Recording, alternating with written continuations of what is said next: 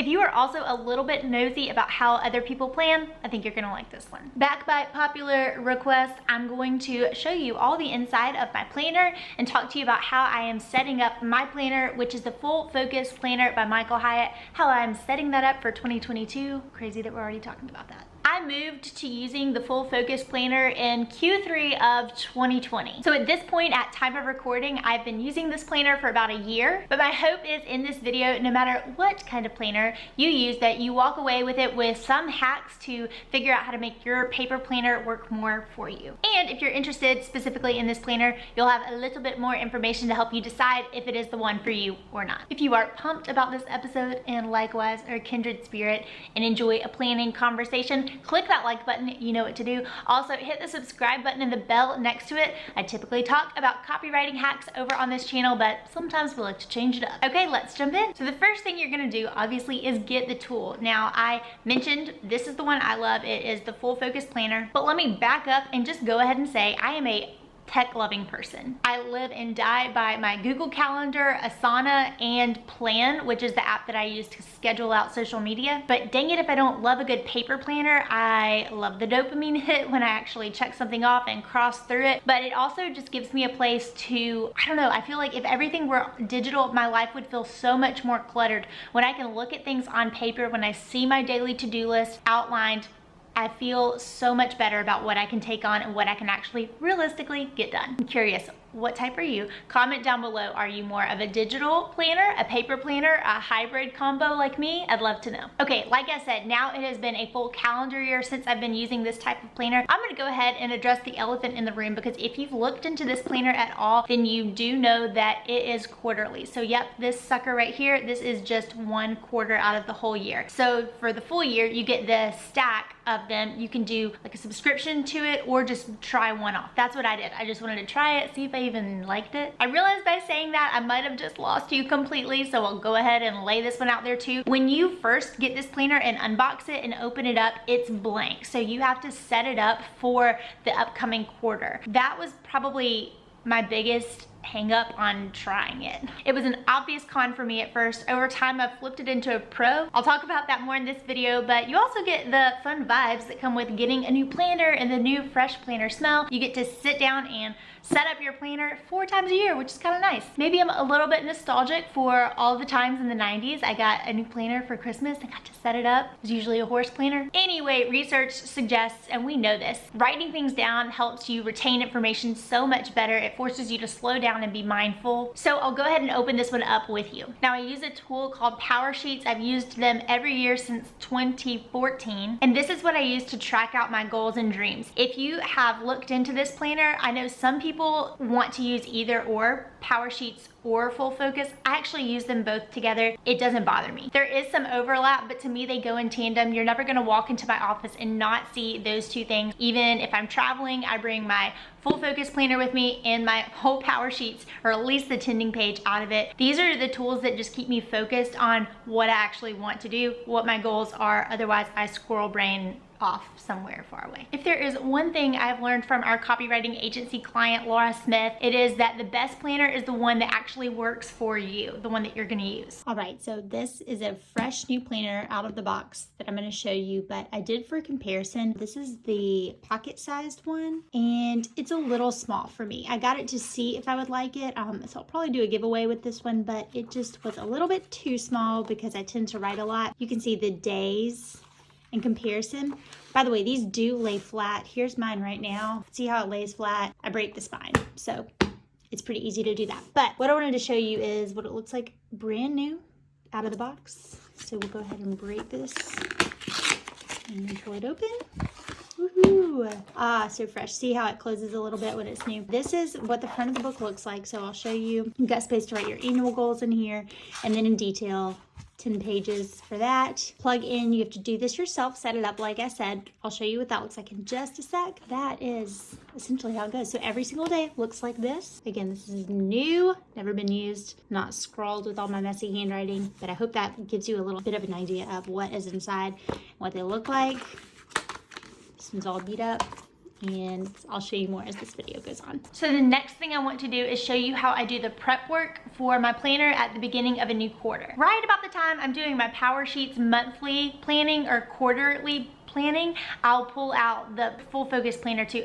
I'm saying the word plan so much. I actually do like the ritual of sitting down and being able to sketch out the months in here, fill in the dates all the way through. I usually do it after the kids are asleep and I just get to light a candle and get a cup of tea and go through this. I will link some videos here and down below on how I use Power Sheets to set both my business goals and my personal life goals. But by the time I pull out my planner to go and set it up, I have already processed through like what I want, what I'm going after. As Laura Casey says, who I want to be when I'm 80 years old. So that work is done in Power Sheets. You could use this to do that as well. The next step of the puzzle though, before the new quarter kicks off, whether that's 2022 or just a new quarter in the year, is to go through and set up what I call my dream week. And here they call it your ideal week, same concept. But here is the red flashing light kicker on why I love this planner so much and why I ended up falling more in love with the concept of having to set it up every quarter instead of like once at the beginning of the year and you're done for the whole rest of the time. This is why I changed my tune. I'm a mama of 2 small kids and I run a small business and I'm married and want to be involved in my community and my family. I don't know if you've noticed, but kids development is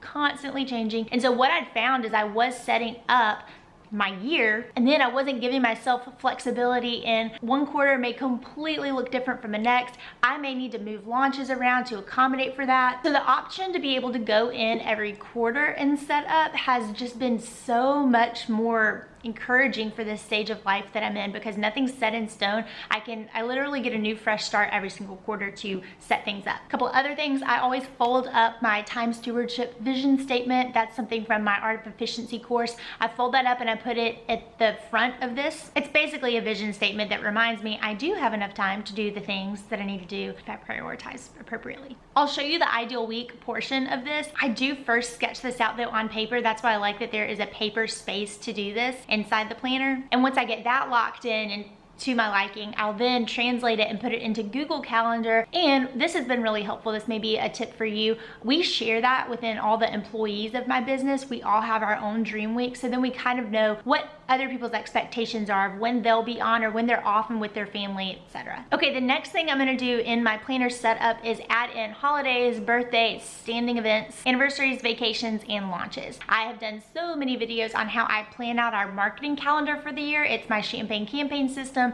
You can look at lots of videos or grab Prime to Launch if you're interested in hearing about how I do that. But I'm gonna take those and go ahead and put whatever quarters upcoming launches inside this planner as well during setup. This means digging into the pages of themselves, so let me flip the cam around and show you what that looks like. Little trick I stole from my mom growing up, but she would always write birthdays in her calendar in red, so I always write birthdays and anniversaries in a brighter color so I see them. I'm gonna write things that are likely not gonna change for that quarter in ink, or I'll use pencil for things that tentative. Also at this point I get a little bit extra and use stickers from Power Sheets and washi tape. I love the more neutral palette from Appointed, and I'll use those in here as well because it's fun. You may know I do something called day batching. I've talked about it before. Essentially, I have marketing Mondays, client work, or just head down copywriting work on Tuesdays, product development, working on the Copy Bar shop or curriculum for copywriting for creatives or Prime to Launch on Wednesdays. I do meetings on Thursdays, and then on Fridays, that's when I do any kind of admin work, but predominantly where I spend the bulk of my time looking at stats and finances and making sure we're making money and a profitable business. I talked about digital calendaring earlier in the video. If you're like me, there's a lot of things that come up, or events, invitations, and Google Calendar, whatever you use, that come up during the week. So I do on Sundays, as part of my weekly planning, I sit down and I make sure that everything that's on my calendar now, whether it's new client sales calls or client meetings that have come up, partnership meetings, I make sure that all of that is reflected on the week that is coming up. And usually I do the week, like the next week as well, because I don't like surprises. I don't want to miss a meeting. You get it. Okay, the last piece of my Full Focus calendar setup is just committing to weekly check-ins and monthly check-ins. You never know what's gonna come at you during a day or a week, so I have found weekly check-ins to be so helpful. I actually was doing them way before I ever used this planner, but the planner does give a great opportunity every week for you to check in. There's like 4 pages devoted to it. Like I said, I've been doing this for years, so I ultra nerd and I have PDFs that I print out and I put them inside my power sheets. Actually, comment below, this is what they look like. Let me know, do you want me to put those in the Copy Bar shop for other people to grab? They've been so helpful. So sometimes I use the pages in the planner to do my weekly planning, but usually I do use my monthly and weekly planner pages that I have, and I'll put those in my power sheets. It's so helpful to actually look back on a week or a month and see, okay, what worked, what didn't work, what did I even learn? All right, here is the weekly planning spread. This is what it looks like. I'll zoom in a little bit here so you can see. So essentially, I do use this side every single week. I don't use this section quite as much, but I love up here where it's kind of a little checkpoint for you to make sure that you're adding things that you didn't do in these previous days to your planner or your tracker, whatever you use. I use this religiously every single week to do my meal planning for the whole week here before I order groceries for the week. And then I love this page too because I can set my new big 3 and then map out where I'm going to get some rest along the way. Here's another little bonus tip if you're really into paper. I've used Val-Marie Paper's prayer journal for years at this point. This is what they look like, and this is kind of another piece in that puzzle I do every month. Have that out too, so I've kind of been able to see what I've been praying for that month, what's actually happened, what I've been struggling with, and just being able to hit the pause button and check yourself is very powerful. Highly recommend. Okay, I hope that showed you a little bit of the Full Focus planner, which I'm so excited to use again, but no matter what you use, I hope you were able to see and maybe glean an idea or two from this video that you can apply to your own life and business. I've told students inside the Art of Efficiency this before, but the trick with any tool, whether it is a planner or some kind of digital tool in your business, I have learned is at some point, don't just dip a toe in it, but jump in, get your hair wet. That's the best way to see if you can make a tool work for you or not. Again, whether it's something like a HoneyBook or a planner, you have to really go in and try it before you decide yes or no, because there are a million tools out there that all kind of do the same thing. Just pick one and use it and make it work for you, and you'll probably fall in love with it. If you're interested in hearing more about my rhythms and my routines in life, make sure you grab that day batching freebie download I have. It's going to show you how you can better organize your time during any given week. And if you are ready to grab your own Full Focus planner, then look down below. Yes, that is an affiliate link. I don't ever recommend anything that I haven't used in my life and business for at least a year. It's been a year now, sticking around, so wanted to shout that out as well. All right, that does it. I hope this was helpful. Click that like button if it was, and comment down below any other questions you have about how I plan my time or ideas that you have now that you've watched this. If you want to see a little bit more about a day in the life, then make sure that you watch the video that I've got teed up for you next. I'll see you there.